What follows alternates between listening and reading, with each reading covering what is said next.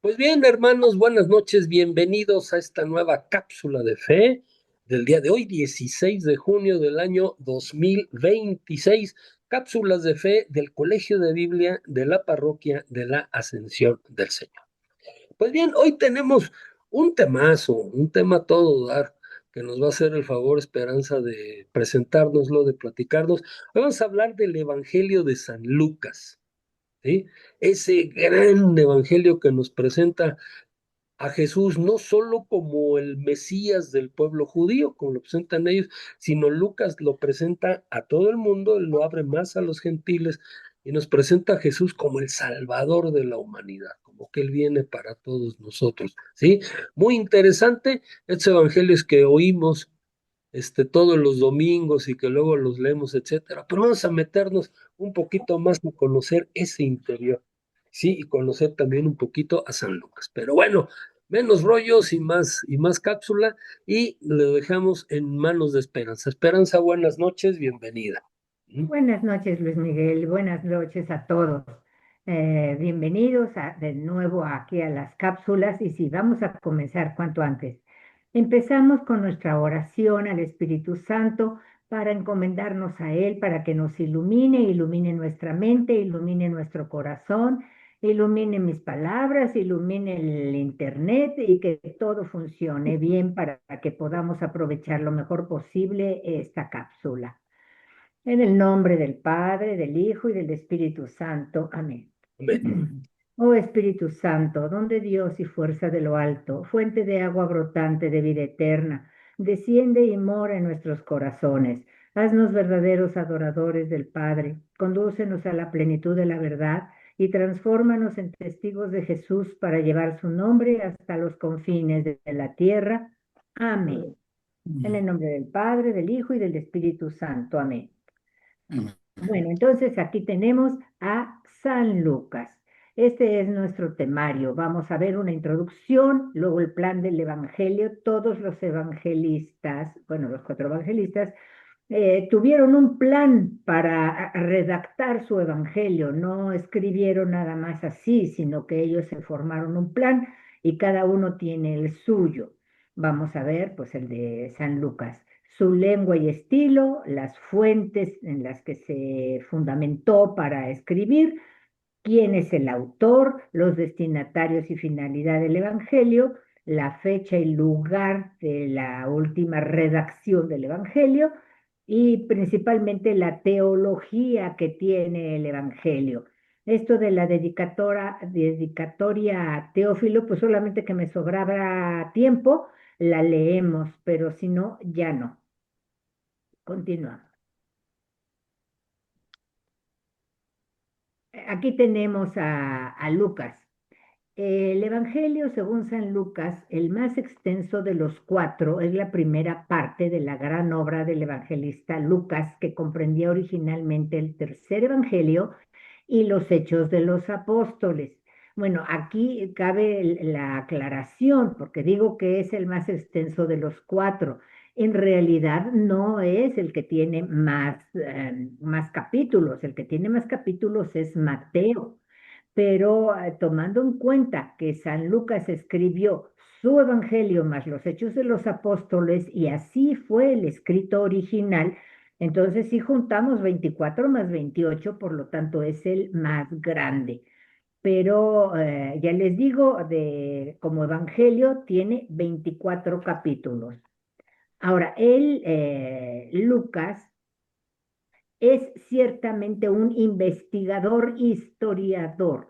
Él investiga lo que va a relatar, pero ante todo es un teólogo, más que nada es un teólogo, siempre tiene presente a Dios y todos los acontecimientos que va a escribir son en relación a la voluntad de Dios, al designio de Dios.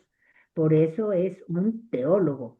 Y luego su reflexión doctrinal se sitúa entre Marcos, Mateo y Juan. Tiene, pues sí, es diferente, aunque es muy parecido a los otros sinópticos, pero bueno, tiene lo suyo.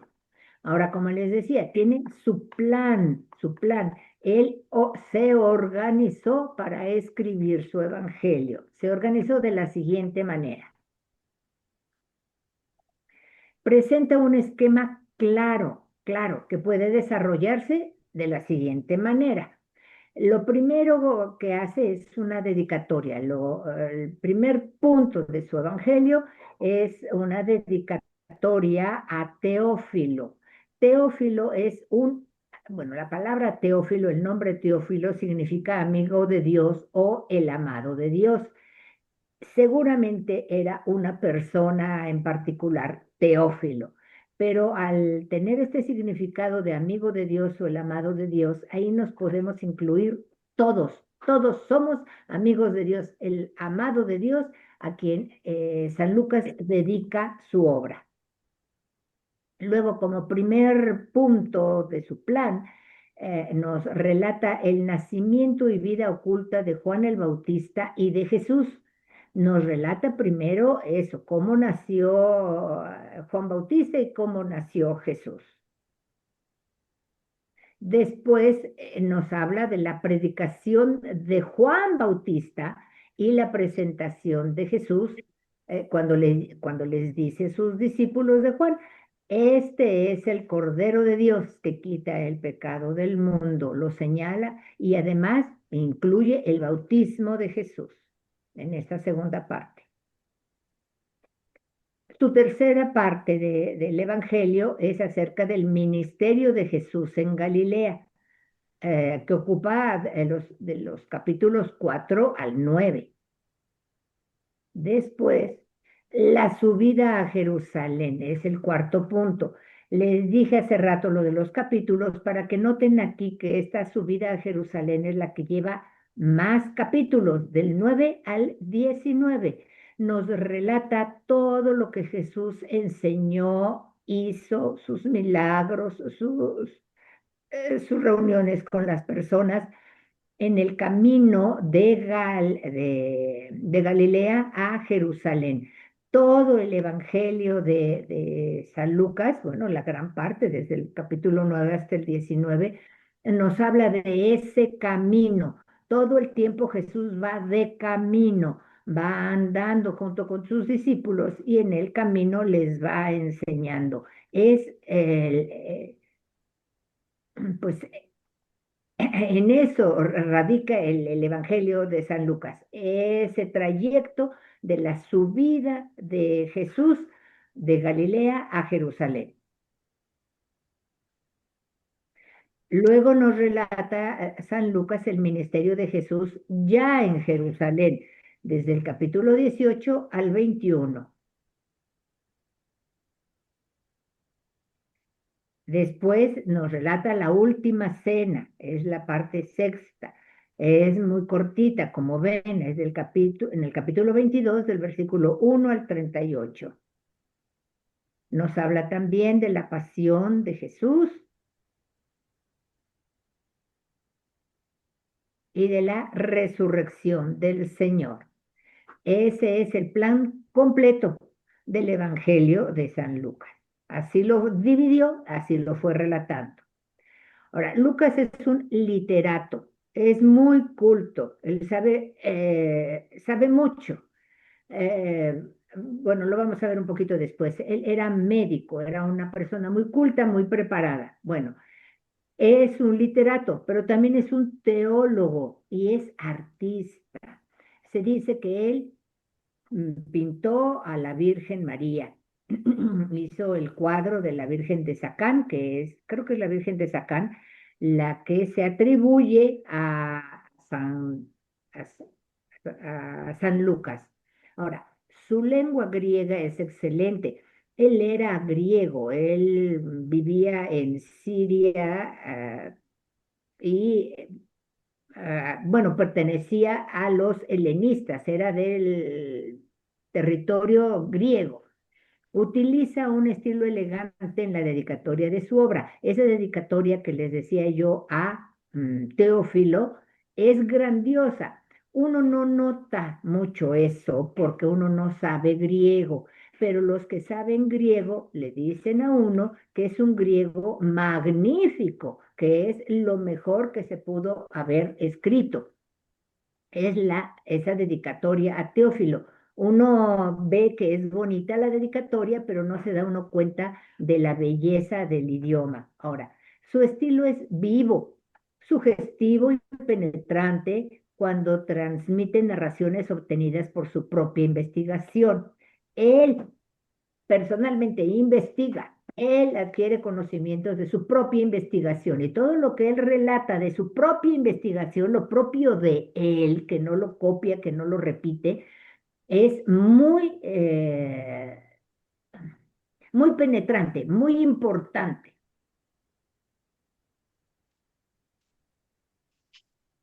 Ahora, Lucas nos dice en su dedicatoria, al principio de su obra, dice que ha investigado personalmente, consultando a testigos oculares. Por eso aquí la imagen está la Virgen María. Él consultó a la Virgen María, quien le relató a Lucas cómo fue el anuncio del ángel a la Virgen María y cómo fue el nacimiento del niño Jesús fue relatado por la Virgen María. Ahora, estos testigos oculares luego se convirtieron en ministros de la palabra.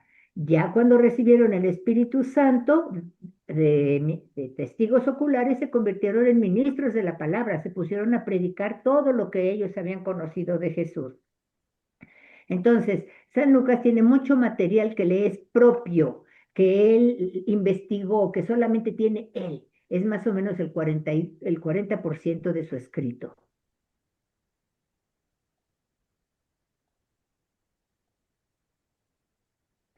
Dentro de los relatos de esas fuentes propias que solamente tiene San Lucas, está la infancia de Jesús y de San Juan Bautista. Es decir, los otros evangelistas no lo cuentan y San Lucas sí. También solo San Lucas nos habla de unos himnos y cánticos, como el Benedictus, que es el cántico de Zacarías, el papá de Juan Bautista, cuando alaba a Dios por las maravillas que está haciendo Dios con ellos. El Magnificat, que es también ese canto de alabanza a Bien, la Virgen María, ese es el Magnificat. no, ¿Alguien me está hablando? ¿No? Bueno, Gloria in excelsis es el canto de los ángeles cuando avisan a los pastores del nacimiento del niño Jesús. Y el Nunc Dimittis es el cántico de Simeón cuando ve y abraza al niño Jesús y le dice a Dios, ya me puedes llevar porque ya conocí al Mesías. Y luego también es muy propio de Lucas una genealogía popular. San Mateo nos había dado una genealogía al principio de su evangelio que comenzaba desde Abraham. Comenzaba Abraham y Abraham tuvo un hijo y ese otro hijo y ese otro hijo y ese otro hijo y ese otro hijo y hasta que llegó a Jesús. Y en la genealogía de San Lucas va al revés. Nos habla que Jesús, su padre fue tal y ese tuvo un padre tal y otro padre tal y así va ascendiendo en la genealogía hasta llegar a Adán. San Lucas llega hasta Adán. San Lucas nos está diciendo que Jesús es hijo de Adán. Bueno, también dentro de sus fuentes propias, lo que él nos enseña, nada más San Lucas, porque él es hasta se dice que es el evangelista de la misericordia. Tiene dos parábolas principales que hablan acerca de la misericordia de Dios, que es el buen samaritano y el hijo pródigo. Pero otra parábola propia de San Lucas, porque son 9 parábolas que las vamos a ver, bueno, otra, es el amigo inoportuno. Ese amigo que con tal de obtener un pan para el amigo que le llegó en la noche, insiste, insiste, insiste, insiste, insiste hasta que le dan el pan. Y por eso es la enseñanza de que en Dios hay que orar insistentemente para obtener lo que queremos. la parábola de el padre bueno y sus dos hijos. Bueno, es el hijo pródigo, pero como el hijo pródigo no es lo más ejemplar de la parábola, entonces lo llamamos el padre bueno y sus dos hijos.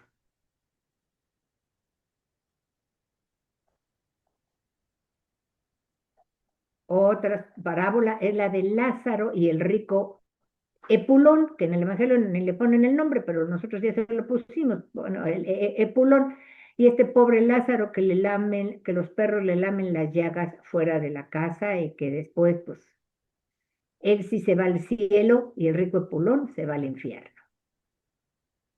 El juez deshonesto es otra parábola propia de San Lucas. Bueno, las nueve son propias de San Lucas, ¿eh? Son solamente de San Lucas. El juez deshonesto, ese juez que no quiere hacerle justicia a la viuda, pero ante tanta insistencia de la viuda, él le hace caso, con tal de que ya no lo esté molestando. Es otra forma de enseñarnos cómo debe ser nuestra oración, que también vamos a ver al final eso de que cómo es importante la oración en el Evangelio de San Lucas. El fariseo y el publicano también nos hablan de la oración, también es propio de San Lucas, este fariseo que se cree la gran cosa y el publicano que se lamenta por ser tan pecador y le pide perdón a Dios y él es el que sí sale justificado, en cambio que el fariseo no. Otra parábola es este constructor de graneros que como tiene tan buena cosecha quiere hacer más graneros. En lugar de convidar lo que está recibiendo, quiere guardar más. Entonces prefiere hacer más graneros y le dice Dios, insensato, no sabes que esta misma noche se te va a reclamar la vida. La higuera estéril, esa paciencia que tiene el dueño de que pues a la higuera se le hará la lucha porque para el año siguiente ya dé fruto y entonces no la cortan. La dracma perdida que va junto con la parábola de la oveja perdida, y también la dracma perdida y ¿cuál otro? Bueno, que es la alegría de haber encontrado aquello que habíamos perdido. Y esa es nos refleja la alegría de Dios al encontrar a un pecador que se arrepiente.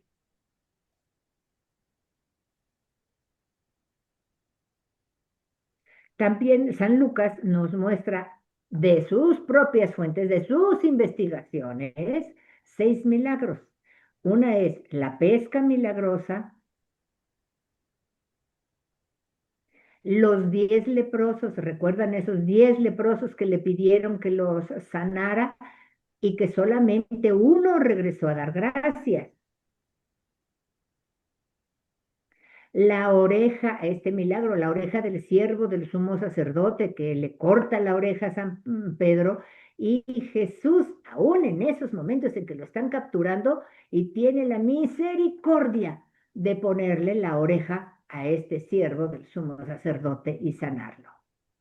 Más misericordia, más misericordia. El hijo de la viuda de Naín solo lo relata San Lucas también. Esa compasión que tiene Jesús por esta mujer que se queda viuda y que su hijo, que es viuda y que su hijo muere y le devuelve la vida al hijo. La mujer encorvada, esa compasión que tiene Jesús de ver a la mujer encorvada, que la mujer no podía ya ni verlo porque estaba tan mirando al piso nada más que ni veía por dónde andaba, pero Jesús sí la ve y Jesús la sana. El hidrópico, un gran milagro también que hace Jesús con este hombre lleno de agua, un hidrópico.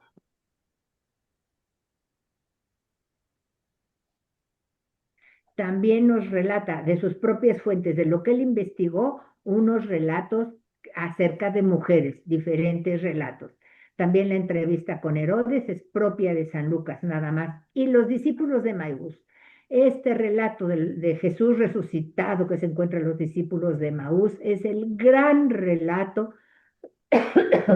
de San Lucas y es solamente de él, los discípulos de Maús. Y ya después de estos discípulos de Maús es cuando Jesús se aparece y asciende a los cielos. En este relato del Evangelio de San Lucas, ya después nos cuenta en los Hechos de los Apóstoles como que fue diferente estos últimos días de Jesús resucitado.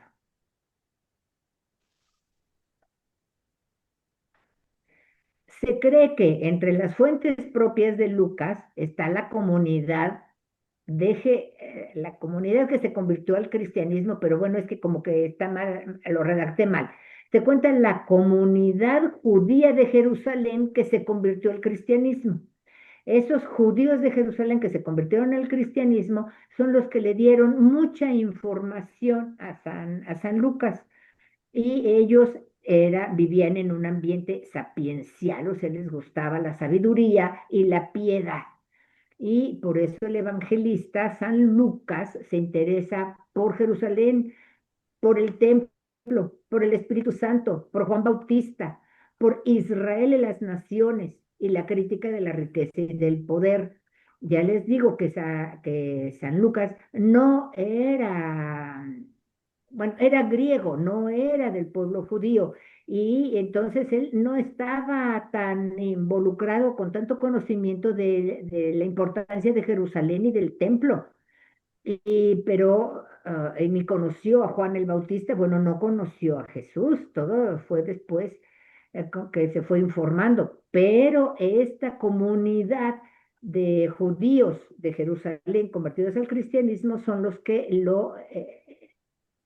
lo enseñan de todos estos temas y ya San Lucas los desarrolla en el Evangelio.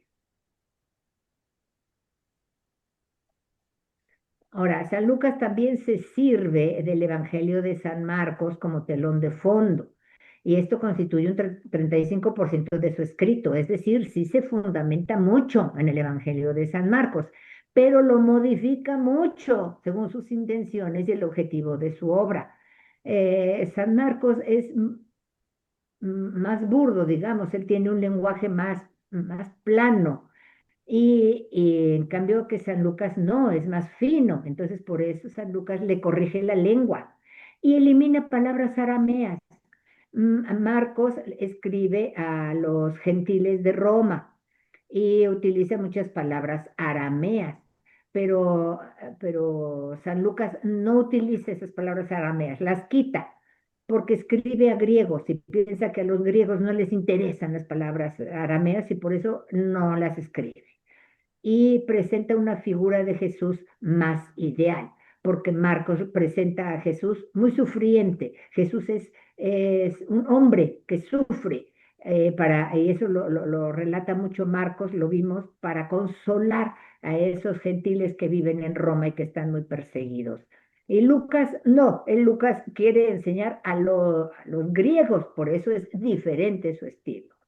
Ahora, también utiliza esta fuente suplementaria, la fuente Q, para transmitir dichos y palabras de Jesús. Esa fuente Q ya hemos dicho que es una lista de dichos, una lista de palabras que fueron utilizando los evangelistas para ayudarse a escribir sus evangelios.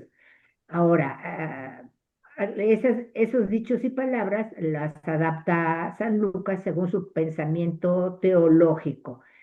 Pero aun cuando haya utilizado fuentes, o sea, utilizó la fuente Q y también un poco el Evangelio de San Marcos, Lucas no es un simple transcriptor, no copió y transcribió, no hizo copy-paste, ¿verdad?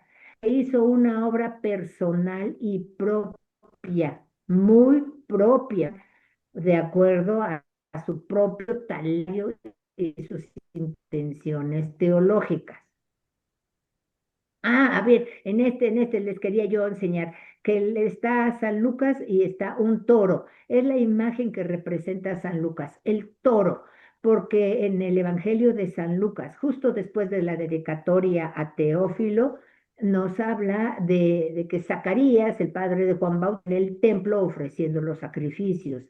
Y como es el principio del Evangelio y los sacrificios eran ofrecer animales, entre ellos los toros, pues entonces pusieron el toro como imagen de San Lucas. Así que cada vez que vemos en las iglesias que en cada punto hay una imagen, que vemos un toro, bueno, pues ese toro representa a San Lucas. Ahora, el autor. Se atribuye a Lucas el evangelio que lleva su nombre, aunque no está firmado por él, pero sí se le atribuye a él, es de él. Lucas era un sirio de Antioquía, era médico de profesión.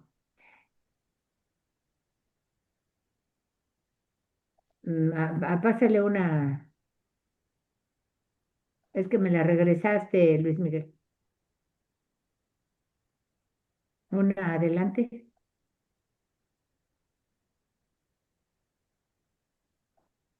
No, no pasa. ¿A cuál te refieres? ¿Más adelante de esta? Una más adelante, una imagen más adelante. Ajá, a ver. Es, Ah, era médico de profesión, se hizo discípulo de los apóstoles y más tarde siguió a Pablo. Él fue discípulo de Pablo. Miren, aquí en esta imagen que está abajo. Oh, no, no, no, no, no me la quites. Como que está brincando esa. Ah, ahí se ve con San Pablo. Hay una película que se llama San Pablo, apóstol de Cristo, y aparece San Lucas acompañando a San Pablo en la cárcel de Roma y ahí aprendió muchísimo de San Pablo. Fue martirizado en Beocia, al norte de Atenas. Es un cristiano de la segunda o tercera generación, o sea, no de la primera, de la segunda o tercera. No conoció a Jesús. Antes de ser bautizado fue probablemente un prosélito del judaísmo, o sea, un simpatizante del judaísmo, le interesó el judaísmo y por eso estudió el Antiguo Testamento. Y estudió el Antiguo Testamento y como era griego, pues estudió la traducción de los 70, que es la traducción ya al griego. Ahora sí, pasa, pasa.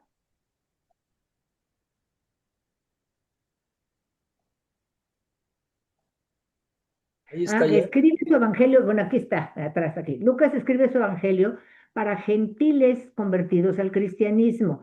Todos esos gentiles a los que San Pablo convirtió y enseñó el evangelio, convertidos al cristianismo, para ellos escribe San Lucas.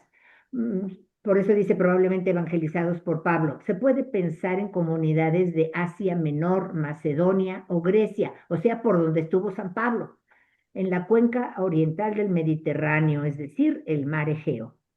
A ellos escribe, a esos gentiles convertidos al cristianismo. Ahora, esas comunidades urbanas a las que Lucas dirige el Evangelio eran griegos, pertenecían al mundo helenístico y estaban formadas por grupos de personas de clase popular o media y cultural y étnicamente mezcladas.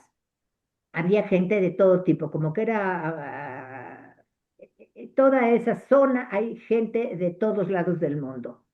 Y pudo haber habido personas de cierta cultura y economía buena.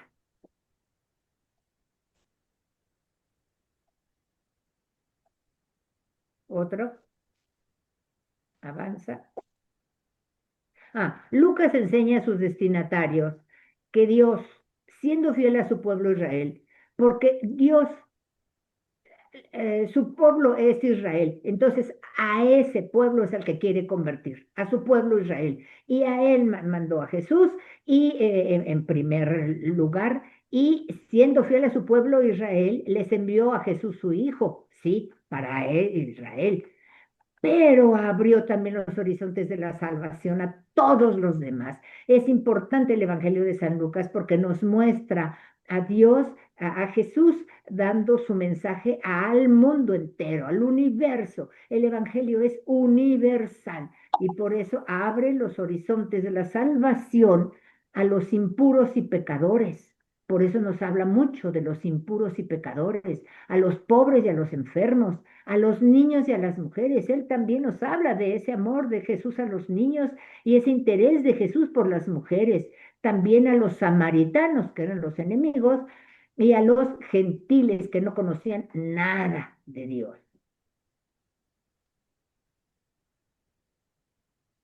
Ahora, se puede suponer como fecha de la última redacción la década del 75 al 85 después de Cristo.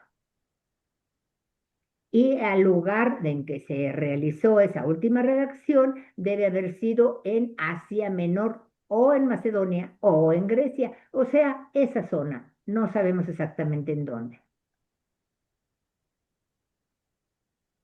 Ahora, su teología, la teología del Evangelio de San Lucas, esa forma de encontrar a Dios en todos los acontecimientos, la forma en que relata Lucas, todo tomando en cuenta a Dios. Bueno, más bien como destino de Dios, como designio de Dios. Ahora, bueno, creo que aquí lo dice. El Evangelio de Lucas no es una historia o biografía en el sentido moderno de la expresión.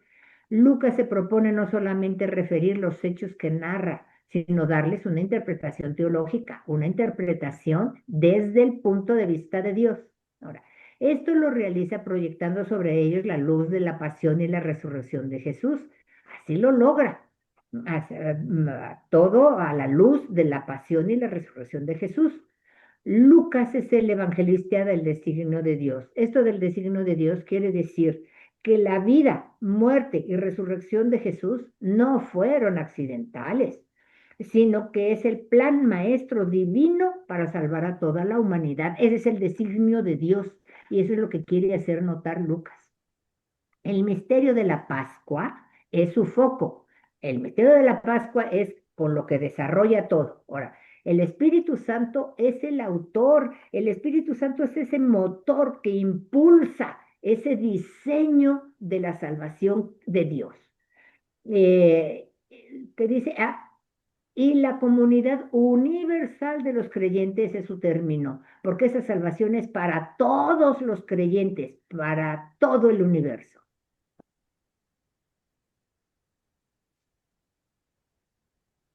Ahora, como dice aquí, el misterio de la Pascua ilumina todo el Evangelio de Lucas, todo el misterio de la Pascua, la última cena, su pasión, su muerte, su resurrección y su glorificación.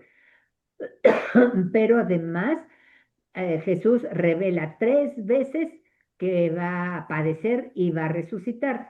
Pero Lucas añade a eso que dijo Jesús 3 veces, que va a morir y va a resucitar.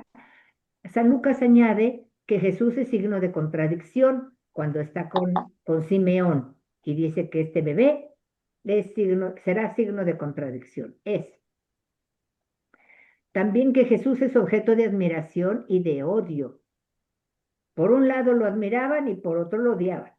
Ahora, también durante la transfiguración, Jesús trata con Moisés y Elías de su partida que estaba por realizarse en Jerusalén y lo muestra San Lucas allí en su evangelio. También nos narra que Jesús arde en deseos de ser bautizado en su pasión. Ya le urge a Jesús arder, que ese ardor significa que venga el Espíritu Santo con su fuego. Pero bueno, ya quiere que llegue. Habla de que todo profeta debe morir en Jerusalén. Eso también nos lo dice San Lucas, que todo profeta debe morir en Jerusalén. Y que el Hijo del Hombre tiene que sufrir mucho. También lo dice San Lucas y ahí están las citas del 17-24. Ahora, importantísimo, el Espíritu Santo es el alma, el que mueve, el motor, es el principio vital en toda la obra de Lucas, tanto en los evangelios, tanto en el evangelio como en los hechos. Todo el evangelio de Lucas es la preparación, digamos, para ese inicio de la iglesia. Así que todo lo que nos muestra del Evangelio, de las enseñanzas de Jesús, son en preparación a cómo será, bueno, a la construcción de la iglesia, que Jesús instituye a la iglesia. Ahora, si el Espíritu Santo no existe, sin el Espíritu Santo no existe ni Jesús Mesías, ni la iglesia. El Espíritu Santo es la fuerza de lo alto que está en acción. Es la fuerza de Dios, es el poder de Dios. Ese Espíritu Santo es quien mueve a los padres de Juan Bautista. El Espíritu Santo es quien llena a San Juan Bautista, que es el precursor del Mesías. Ese Espíritu Santo es quien obra en la Virgen María la concepción de Jesús, el Hijo de Dios. Ese Espíritu Santo es quien ilumina a Simeón, quien dice que Jesús será signo de contradicción y que una espada traspasará el corazón de la Virgen María, etc. El Espíritu Santo es quien descendió sobre Jesús para ungirlo el día de su bautismo y lo llenó de el poder del Espíritu Santo.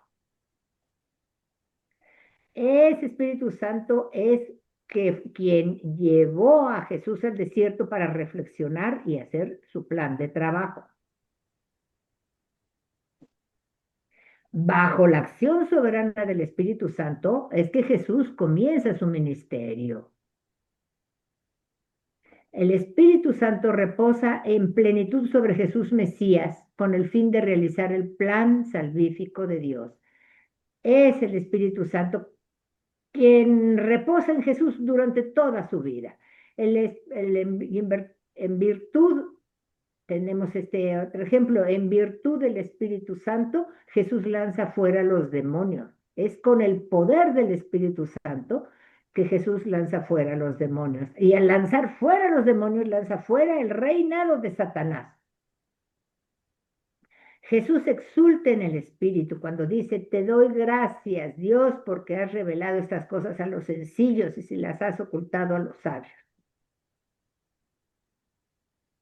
Y por último les enseña que los discípulos serán instruidos por el Espíritu. Ahí vemos a los discípulos llenos del Espíritu Santo, bautizando y confirmando a los nuevos cristianos.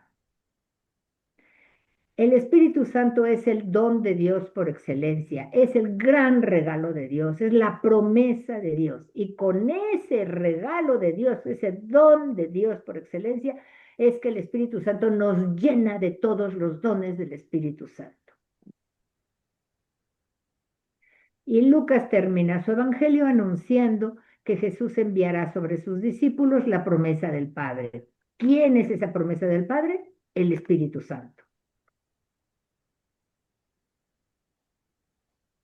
Ahora, el universalismo de salvación entra en el plan de Dios.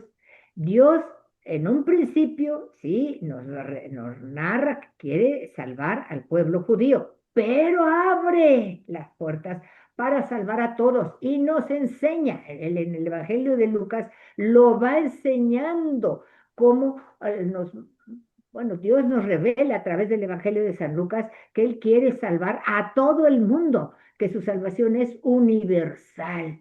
Entonces dice, el universalismo de salvación entra en el plan de Dios como un elemento esencial, querido por sí mismo, y no solamente como consecuencia del rechazo que el pueblo elegido hizo de Jesús y de su misión. Sí, no es que a la hora de San Pablo y a la hora de de la evangelización, los judíos se hayan cerrado y no hayan querido aceptar el evangelio que dijo Dios, bueno, pues entonces que sea para los demás. No fue por eso San Lucas nos insiste, Dios quiso que su salvación fuera para todo el mundo. Y vemos cómo personajes no judíos se benefician de la salvación traída por Jesús. El buen samaritano era de Samaria, que Samaria eran enemigos de los judíos. Bueno, el buen samaritano se beneficia porque es atendido cuando bajaba de Jerusalén a Jericó. No es cierto, el buen samaritano es quien atiende a este que fue, que fue agredido. Pero entonces estamos viendo bueno, pues que Jesús nos dice, ¿quién es mi prójimo? Pues aquí fue el buen samaritano, ¿verdad? Entonces, un samaritano es el que es buen prójimo y sin embargo el sacerdote y el levita ni caso le habían hecho al pobre hombre herido. Ahora, aquí vemos a otro leproso samaritano también agradecido por su sanación. De esos 10 leprosos que Jesús sana, el que regresa a dar gracias es un samaritano. Entonces, San Lucas nos hace ver ese amor especial de Jesús por estos samaritanos. Ahora, otro que también se beneficia es el centurión romano que tiene fe en Jesús. Era un romano, era centurión y sin embargo Jesús le hace el milagro de sanar a su criado. Y el centurión que reconoce la inocencia del crucificado, pues también qué gran honor darse cuenta de que ese crucificado realmente es el Hijo de Dios.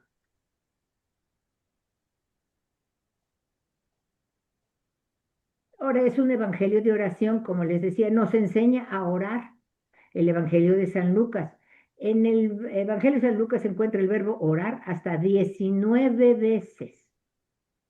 Miren las ilustraciones, porque ahorita viene lo escrito. Jesús es un hombre de oración. Ora en el momento de su bautismo, durante su ministerio, también durante la elección, bueno, ora para realizar la elección de los 12. Ora antes de la multiplicación de los panes. Ora antes de la confesión mesiánica de Pedro. Ora durante la transfiguración. Ora durante la dolorosa agonía en Getsemaní. Y también finalmente ora durante las horas que estuvo pendiente en la cruz.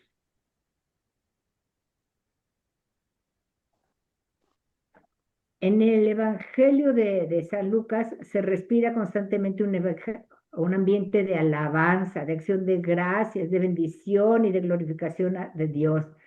O sea, constantemente la gente está agradeciendo, está alabando. Hay mucho agradecimiento y alabanza en el Evangelio de San Lucas. Como el de Zacarías, que alaba a Dios. Como la Virgen María, que alaba a Dios, uno en el Benedicto y la otra en el Magnificat. Cuando los ángeles de Belén alaban a Dios, es un coro celestial los que están alabando a Dios porque nace Jesús. Y también alaban a Dios los discípulos y el centurión al pie de la cruz, que alaban a Dios. Era verdaderamente el Hijo de Dios. Ahora es un evangelio de alegría y de paz. La salvación traída por Jesús, Mesías, nos da alegría y paz, por supuesto. La salvación nos trae alegría y paz perfecta, que esa alegría y paz perfecta son los la síntesis de los bienes prometidos para los tiempos mesiánicos. Vienen los tiempos mesiánicos, viene la alegría y la paz perfecta. La alegría, por ejemplo, inunda a los padres de Juan Bautista, cuando nace Juan Bautista, bueno, desde que le avisan que van a tener un bebé. El ángel saluda a María con un grito de regocijo, le dice, alégrate, María. La Virgen entona un cántico de gozo, el Magnificat. Y Belén es un himno de alegría celestial. Ahí, ante el nacimiento, todos los ángeles cantan alegremente. Ahora, Jesús exulta de gozo al impulso del Espíritu Santo, lo que les decía cuando dice, te alabo, Padre, porque has ocultado estas cosas a sabios y entendidos y se los has revelado a los humildes, a los pobres y humildes. Ahora también los discípulos y las multitudes se llenan de alegría en el capítulo 3. Aquí tenemos ejemplos de esos gozos. Saqueo recibió a Jesús con gozo, ese Saqueo que se subió al árbol para poder ver pasar a Jesús y recibió a Jesús en su casa con gran gozo. La pequeña comunidad cristiana goza con la glorificación del Señor Jesús. Están felices cuando regresaron después de ver a Jesús ascender a los cielos. A la alegría sigue la paz que Dios da, la paz que comunica Jesús. La paz es el don de Jesús resucitado. Es un evangelio de bondad y misericordia. Nos habla, por eso les digo que es el evangelio de la misericordia, porque nos habla de la misericordia de Dios constantemente, de la bondad y la misericordia. Ese corazón de Dios que se acerca a nuestra miseria. Eso quiere decir misericordia, el corazón de Dios que se acerca a la miseria del ser humano. A través de todo el Evangelio se vive una atmósfera de delicadeza, de bondad, de compasión, de misericordia, de perdón. Nos muestra cómo Dios nos perdona siempre, de disculpa, de amor. Ahora, no es posible hacer referencia explícita a todas las circunstancias en que Lucas pone de relieve estas actitudes. Basta recordar la misericordia de Jesús hacia los pecadores. Ahí lo vemos en la primera lámina, cómo come con los pecadores. Luego hacia la pecadora pública en la segunda lámina. Luego hacia el publicano en el templo en la cuarta lámina. Hacia Pedro, hacia sus verdugos, hacia el buen ladrón en la tercera lámina. Se muestra la bondad y misericordia de Jesús constantemente. Y es una buena noticia para las mujeres. San Lucas también se dice que es el Evangelio de las mujeres, porque ahí nos da nuestro valor, nuestra dignidad a las mujeres. Es un gran lugar que concede Jesús a las mujeres a través del Evangelio de San Lucas. Además de hablar de María, la madre de Jesús, habla de Isabel, la prima Santa Isabel, de Ana, la profetisa. Alude a la viuda de Naín, es el único que nos habla de esta viuda de Naín, a la pecadora que llora y le lava los pies con sus lágrimas, a las piadosas mujeres que se compadecen de él cuando va camino al Calvario, de Marta y María, sus amigas, de la mujer que alaba a su madre, también es el único que menciona, ese que dice, bienaventurados los pechos que te amamantaron, que habla de la mujer encorvada, que no podía ni levantar la cabeza, y habla de las mujeres de Jerusalén que se compadecen de Jesús. Aquí tenemos las ilustraciones de la mujer encorvada y de la mujer pecadora. De Marta y María, sus amigas que tanto quería, y de las mujeres de Jerusalén que lo acompañan en el camino a la cruz. Y es un evangelio para los pobres, pone en primer lugar a los pobres. Jesús nos habla a los pobres. Jesús se hizo pobre. María, por ejemplo, canta la pobreza y la humildad. En su Magnificat canta a la pobreza y a la humildad. Los ángeles aparecen a los pastores, no al rey Herodes, ni a los ricachones, ni a los fariseos, sino a los pastores. José y María son pobres. Jesús es pobre y predica a los pobres. Por ahí hay una ilustración maravillosa de Jesús entre los pobres. Los apóstoles lo dejan todo y se hacen pobres. Dejan todo y siguen a Jesús. Lucas insiste más que los otros evangelistas en el renunciamiento, en que Jesús dice, si alguno quiere venir en pos de mí, niéguese a sí mismo. O sea, deje todo, tome cada día su cruz y sígame. Este principio tendrá innumerables consecuencias. La renuncia será no solo un desprendimiento de las riquezas y de los bienes materiales, sino ante todo una renuncia personal a sí mismo. Mi persona ahí se queda, esa no importa. Sigo a Jesús. Miren, esta ilustración es la que les digo, cómo está Jesús en medio de los pobres. ¿Cuántas veces nosotros vemos también así, congregados los pobres pidiendo limosna, pidiendo ayuda? Entre ellos es donde andaba Jesús, entre ellos. Y dice, el modelo de este campo de renunciamiento para estar con los pobres es el mismo Jesús. Y él dice, las zorras tienen cuevas y las aves del cielo nidos, pero el Hijo del Hombre no tiene dónde reclinar la cabeza. Y así termina la síntesis de lo que es el Evangelio de San Lucas, para que lo apreciemos más cada vez que escuchemos el Evangelio de San Lucas, que ahorita estamos en el ciclo ¿cuál? Ahorita estamos con San Mateo. Hasta el año que entra será el ciclo B con San Marcos y Estamos después en el será ciclo el A. ciclo C con San Lucas. Pero ya tenemos una idea más profunda acerca de lo que es el evangelista San Lucas. Pues muy bien, muchas gracias, Esperanza. Excelente cápsula. Nos diste una síntesis realmente maravillosa de quién es San Lucas. A mí siempre de San Lucas me han llamado la atención dos cosas. La primera, su habilidad literaria. Él toma pasajes dichos de Jesús para construir una idea teológica.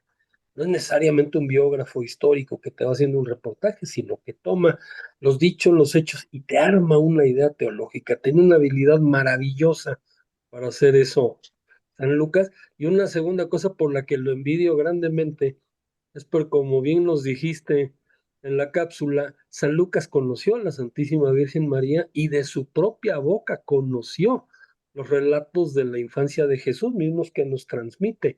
Por él conocemos la anunciación, lo de Belén, el nacimiento, las subidas a Egipto, todo este material lo sabemos por él, porque tuvo el privilegio de conocer a la Santísima Virgen. Imagínate que hayas tenido esa deferencia en tu vida, que la hayas conocido a ella y de su boca conocer la infancia de Jesús. ¿Sí? Ya con eso yo me daba por satisfecho en esta vida. ¿Verdad? Pues muy bien. La- Pues muchas gracias, hermanos. Felicidades nuevamente, Esperanza. Excelente cápsula. Y pues ya en un ratito más ahí les subo el video para los que quieran ver, los que quieran repasar también esta cápsula. ¿Ah? Pues muchas gracias a todos. Pues muchas Buenas gracias a noches. todos, buenas ¿Sí? noches, Gracias. bendiciones a todos. Buenas noches. Del Padre, del Hijo y del Espíritu Santo. Amén. Amén. Amén. Gracias, Amén. Esperanza. Muchas gracias, buenas Gracias, noches. Gracias, Hasta Buenas luego. noches a todos. Buenas noches. Hasta luego. Gracias. Buenas Gracias. noches.